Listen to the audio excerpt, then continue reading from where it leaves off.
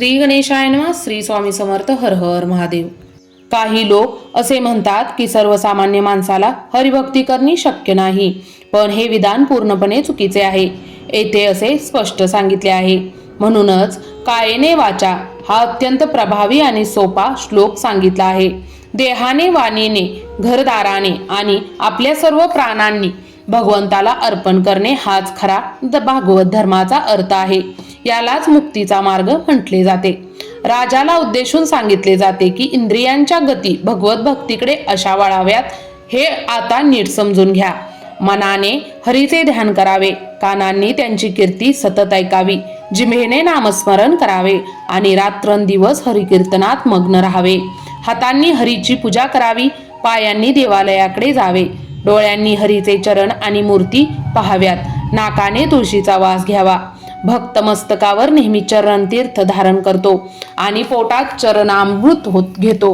हरिस्मरण आणि हरिसेवेमुळे त्यांचा पाहता संसार भय दूर पळून जातो. जसा भक्तीचा भाव वाढतो तसा प्रेम प्रकट होऊ लागतो. श्रीकृष्णांचे अखंड भजन घडू लागते आणि त्याच वेळी संसाराचे कोणतेही बंधन उरत नाही.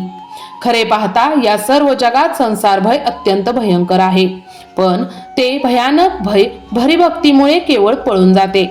संसार जरी समोर उभा राहिला तरी रामकृष्णांचे स्मरण अंतकरणातून केले की जन्म मरणाची साखळी तुटू लागते.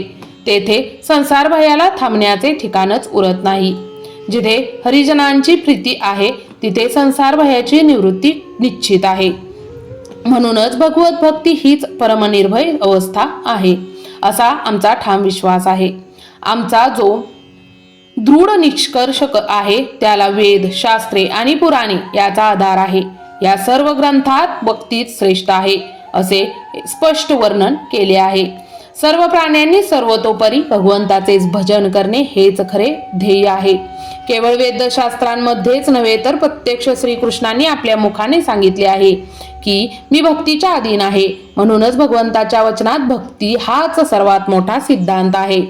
प्रभू श्रीकृष्णांनी स्वतः 4 प्रकारच्या उपासनेचे उपाय सांगताना स्पष्ट केले आहे की भक्तीच्या मार्गानेच मला प्राप्त करता येते.